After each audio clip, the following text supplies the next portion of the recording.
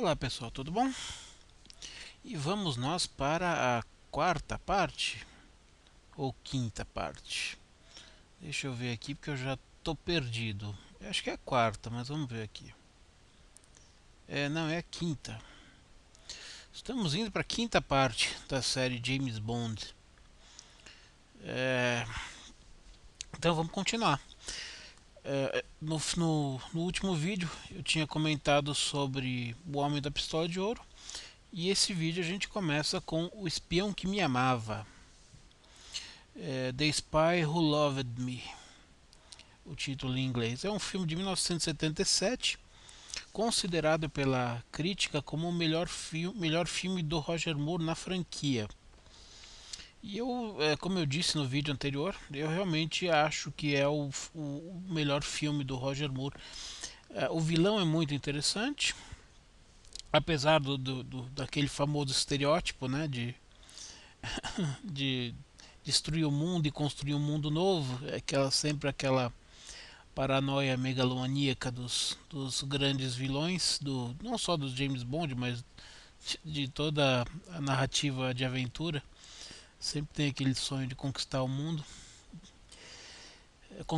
ou destruir o mundo e criar um mundo novo, enfim, dominar o mundo, enfim, aquela velha história. Então tem um vilão muito interessante. Tem alguns antagonistas muito divertidos, principalmente o Richard Kiel, que interpreta o Jaws, que é um cara que tem uma mandíbula de aço, né? Assim, os dentes, a mandíbula toda é de aço. Então ele tem uma performance muito interessante nesse filme. É um personagem que é colocado muitas vezes como um sobre-humano, porque ele realiza algumas peripécias que nenhum humano conseguiria realizar, por mais bem dotado fisicamente que fosse. Mas enfim. Então, do que se trata? Bom, em primeiro lugar, uma bebidinha.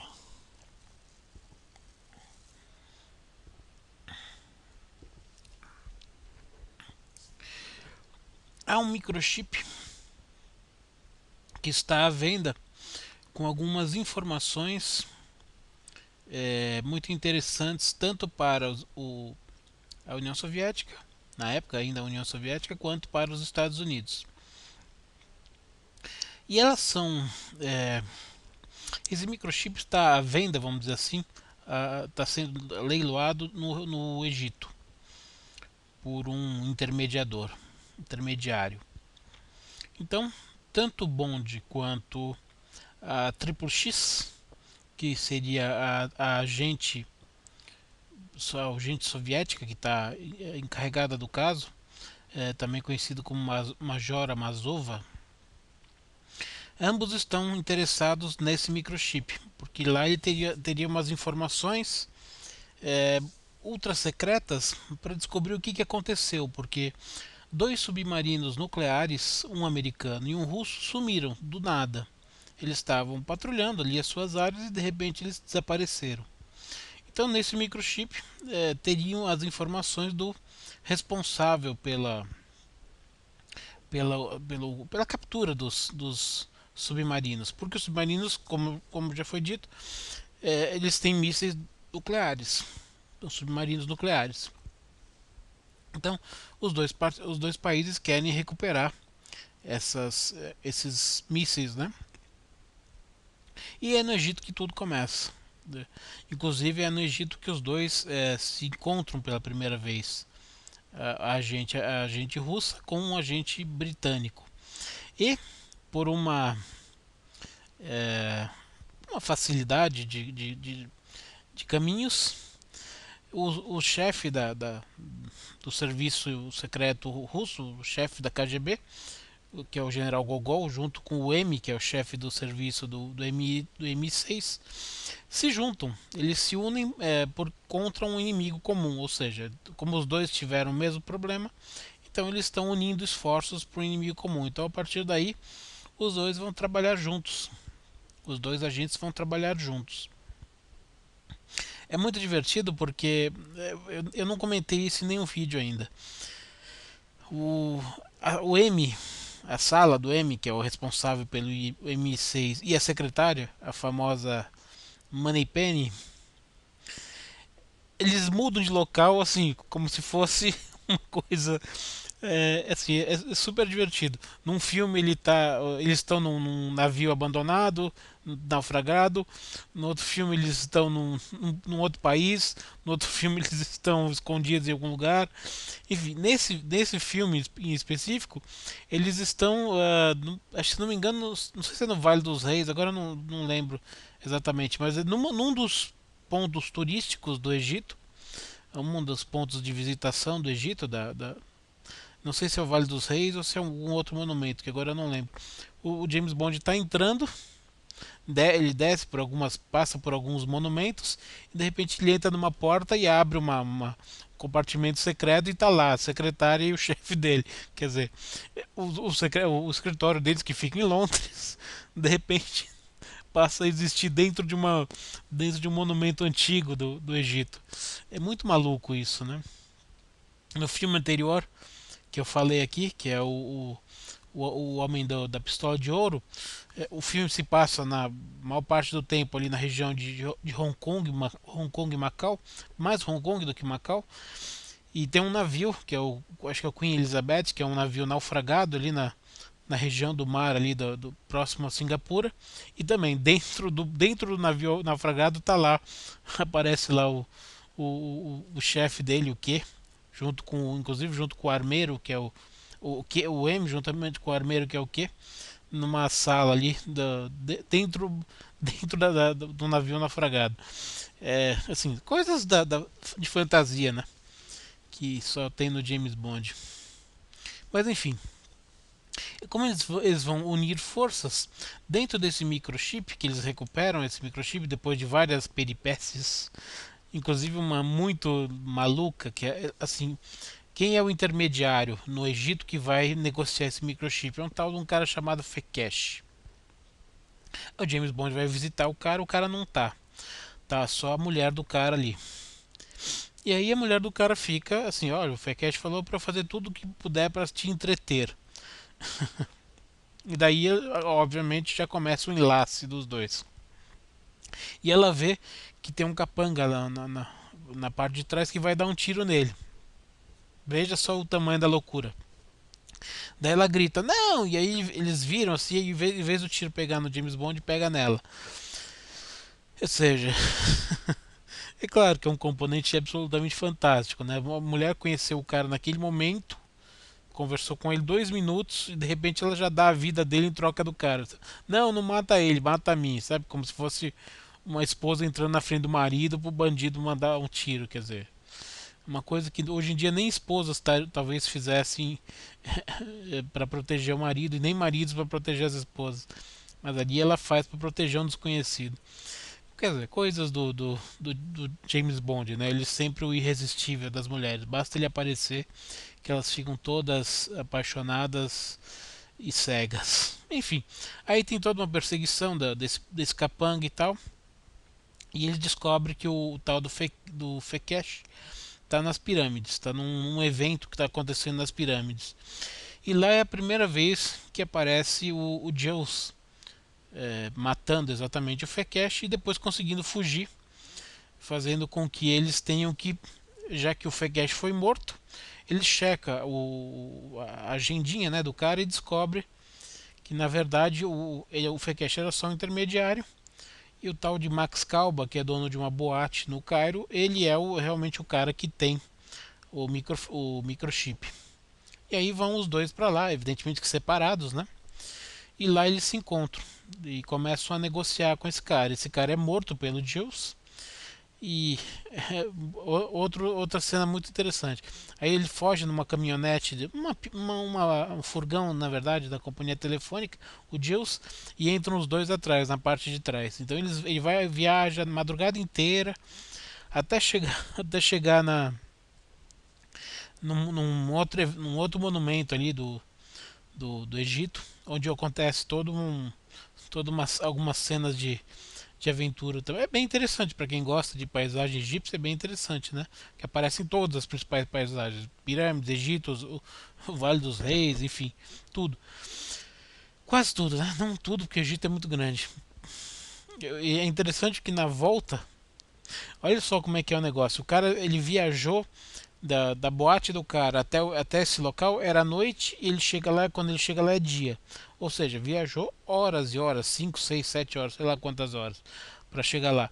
E depois de todo o desenrolar da cena, o James Bond foge junto com a moça, com a Major Amazov, e o Jules fica preso lá. Como é que ele consegue voltar a pé de lá? São 6 7 horas de carro. Como é que ele consegue voltar a pé de lá? A gente não sabe. Mas de alguma maneira ele volta, porque ele continua participando do filme. E no meio do caminho, a tal da van funde, né? Porque o calor e tudo mais, ela acaba estourando uma mangueira do radiador. E aí eles passam a ter que andar a pé no deserto. Você imagina o cara de smoking, sapato, paletó, gravata, oleta e ela de vestido de noite com salto. E assim, eles têm que andar horas ali no deserto até que eles chegam na margem do Nilo e conseguem conseguem um dono de um barco de comércio ali para poder levá-los ao Cairo. E aí, evidentemente, o filme continua. E no final das contas, quem é o vilão do filme? O vilão do filme é um tal de Stromberg, um bilionário sueco, dono de navios, aí, frota de navios e outras coisas mais, cujo plano, qual é o plano dele? Ele sequestrou dois submarinos nucleares. A ideia deles é o seguinte: é mandar um deles para destruir Nova York e o outro para destruir Moscou. Ou seja, ele quer jogar um submarino para cada cidade para destruir as duas principais cidades, né? Teoricamente, a principal cidade dos Estados Unidos e a principal da União Soviética, para que ocorra o conflito global, uma terceira guerra mundial, e que o mundo se destrua, porque o sonho dele é construir uma civilização maravilhosa e perfeita embaixo da água.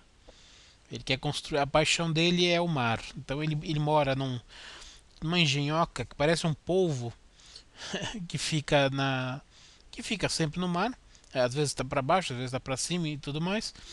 É chamada de Atlantis. Ele dá o nome de Atlantis. E tem um grande navio. Teoricamente seria um petroleiro, mas como eles descobrem que nunca foi atracado em porto nenhum, então, obviamente que ele não carrega carga nenhuma. Então, se ele não carrega carga nenhuma, obviamente que ele dá todo aquele espaço de um petroleiro. Petroleiro é um navio gigantesco, é quase do tamanho de um porta-avião. Então, se ele não carrega nenhuma carga de petróleo dentro dele, então, obviamente que ele tem um espaço oco, onde ele pode exatamente abocanhar os submarinos, que é exatamente o que ele faz. Então, tem várias idas e vindas. E é um filme bem interessante, bem movimentado e bem divertido. Como eu disse, no final das contas, depois que o Stromberg já está morto e tudo mais, que é o confronto final do James Bond com o Jules, que é o capanga mais divertido do negócio. É interessante porque ele joga. Eles estão dentro da Atlantis, a Atlantis já está afundando porque já foi bombardeada e tudo mais, eles têm que fugir de lá. E tem uma espécie de uma piscina enorme dentro da Atlantis onde fica um tubarão, que já teve mais. Que já teve uma vítima antes. Então, como o Deus tem a mandíbula de aço, ele consegue prender essa mandíbula num ímã, e então o cara fica pendurado e ele solta o cara dentro da piscina. Aí o Deus é um cara grande, ele tem uns 2 metros de altura. Aí você imagina ele brigando com um tubarão na piscina. Ele mostra um pouco da cena, né, ele agarrando o tubarão e tudo mais. Aí mostra a mandíbula dele assim para dar uma mordida no tubarão. Você imagina ainda que seja uma mandíbula de aço com dentes e tudo mais, assim, a musculatura é humana, tá certo? Então, assim, se você trocar toda a sua mandíbula de osso por uma mandíbula de aço, assim, o movimento da sua mandíbula ele é controlado por ossos, por músculos e tendões que são humanos, não são de aço. tá certo? Então, obviamente, você não tem força suficiente para dar uma mordida a ponto de morder um tubarão, de matar um tubarão, né? Mas mostra ele lá mordendo o tubarão, e aí o tubarão sai correndo assim, é ferido e tal. Bom, ele é apresentado como meio que um sobre-humano, né? Um super-homem, alguma coisa assim. E aí, evidentemente, que a Atlantis afunda, o James Bond escapa num tipo uma célula de sobrevivência junto com a moça. Ao final, sempre dos James Bond, eles terminam juntos. Estão os dois lá fazendo aquelas coisas que homens e mulheres fazem quando estão sozinhos. E o Zeus consegue sair de dentro da Atlantis. E aí termina o filme com ele nadando, saindo nadando. E você imagina, Atlantis está no meio do oceano. Não dá para saber que parte do oceano é.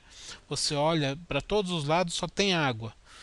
Como é que um cara desse sai nadando sem saber se ele está nadando para o lado certo, para o lado errado, assim, milhões de quilômetros para dentro do mar? Como é que esse cara consegue sobreviver? Aí você vai me dizer, bom, mas quem disse que ele sobreviveu? Ó, eu digo que ele sobreviveu. Por quê? Porque ele aparece no filme seguinte. Ele fez tanto sucesso nesse filme que ele aparece no filme seguinte.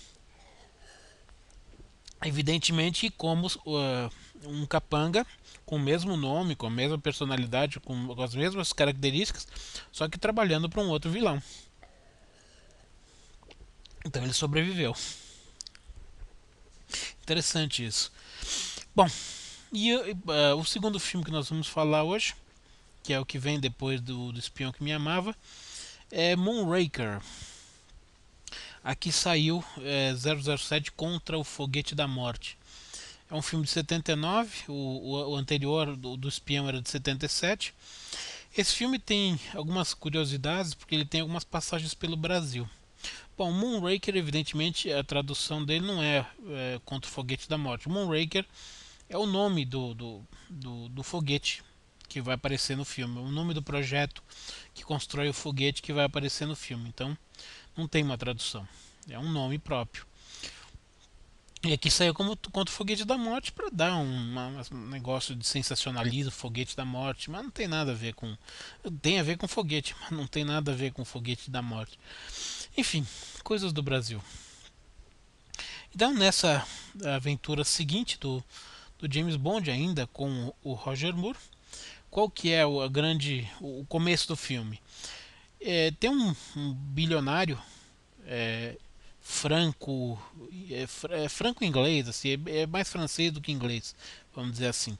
Nasceu na França, mas mora nos Estados Unidos, chamado Hugo Drax, que ele tem ele financia um projeto espacial e ele constrói foguetes. E os nomes dos foguetes dele chamam-se Moonraker.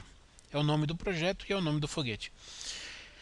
E ele vende, evidentemente, esses foguetes para a NASA. E um desses foguetes estava sendo transportado por um avião normal. Para quem ainda não viu isso na internet, isso acontece. Você tem um avião e em cima do avião fica o foguete. Então o foguete é como se você tivesse um carro e você coloca o foguete no bagageiro. Entendeu? Mais ou menos isso. Como se o avião fosse um carro e tivesse foguete no bagageiro.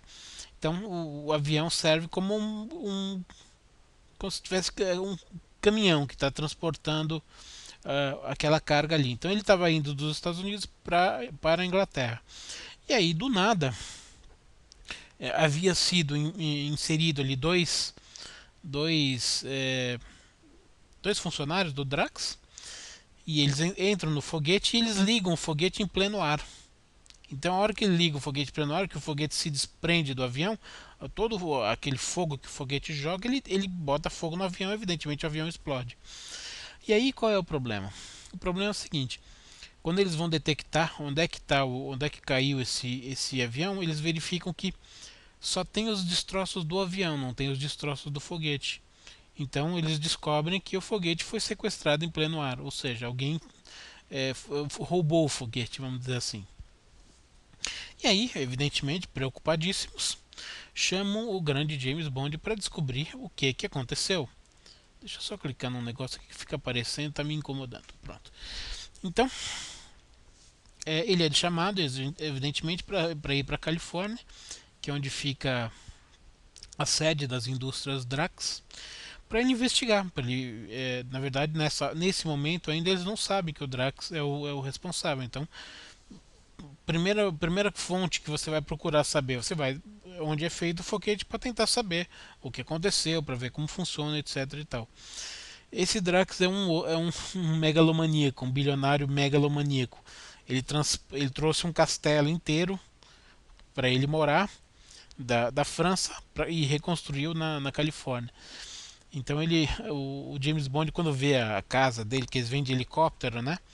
Passa por todas as indústrias Drax. Depois tem um mato bem grande, uma floresta. E aí começa a aparecer o castelo, que é um castelo que existe de verdade, fica na França. Foi usado como locação. E aí aparece ele como a residência do Drax. Aí o James Bond até brinca com a moça que é o piloto do helicóptero. Pô, mas quando ela fala, ele trouxe o castelo inteiro da França, foi remontado, pedra por pedra e tal. E o James Bond pergunta pra ela, por que ele não trouxe também a Torre Eiffel? A moça fala, não, na verdade ele comprou, mas o governo francês não deixou extraditar, não deixou levar. Quer dizer, aí você vê já você já vê a, quantidade, a parcela de megalomania do vilão, né? Enfim. E aí ele, claro, é James Bond, né? Então tem todos aquelas espionagens no castelo. Evidentemente que a moça do helicóptero não vai resistir aos encantos dele, vai trair o patrão para ajudá-lo a encontrar, a fuçar no cofre, no escritório do cara e tudo mais. E bom, enfim, esse pedaço acaba. E aí realmente ele consegue fotografar algumas coisas que estavam no cofre. E ele fotografa um utensílio de vidro, uma planta de um utensílio de vidro que corresponde a uma planta de Veneza. É um vidraceiro de Veneza. Vidros Venini, se eu não me engano. Então, a partir daí ele vai para Veneza, segunda parte do processo, e vai investigar o que está acontecendo lá. Em Veneza ele descobre que existem alguns globos sendo construídos, e tem uns tubos de metais, e dentro desses tubos de metais tem um elemento ali letal, porque através de um acidente lá ele vê dois pesquisadores derrubando esse tubo de metal e morrendo. Então ele consegue uma amostra e consegue pedir pro laboratório do MI6 para investigar o que é. E aí ele descobre que aquilo lá é uma fórmula de uma orquídea negra, se não me engano. Que no passado ela causava a esterilidade, e trabalhando a fórmula ela passa, em vez de causar esterilidade, passa a causar a morte. Então qual é o plano do Hugo Drax? O plano do Hugo Drax é muito simples. Naquela época a gente tinha 5 bilhões de pessoas no mundo, mais ou menos, em 79. Ele tem 50 globos, e cada um daqueles globos tem capacidade para matar 100 milhões de pessoas.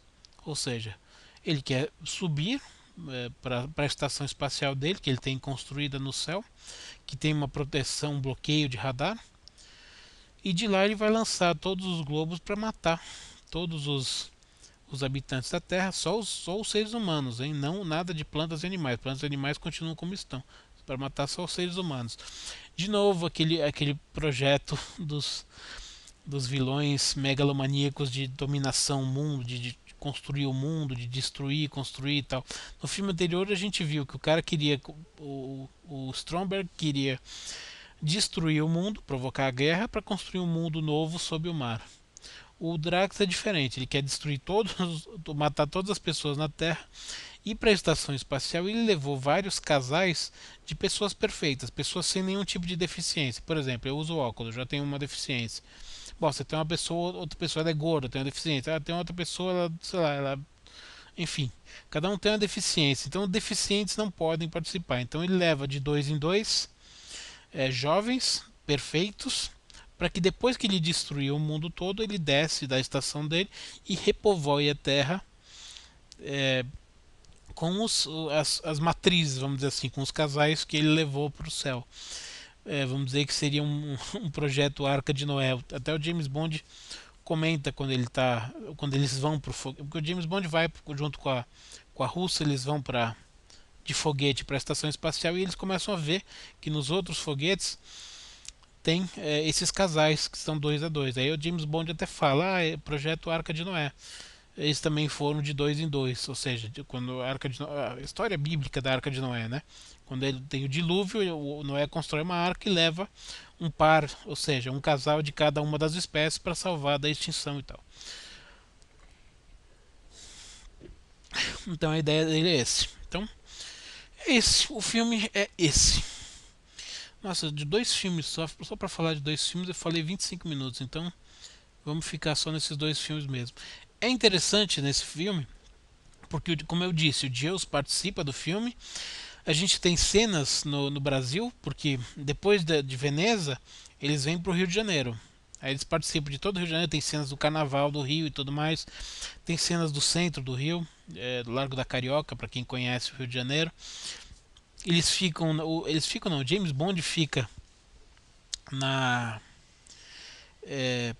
na suíte presidencial do Copacabana Palace, mostra o Copacabana Palace e tudo mais.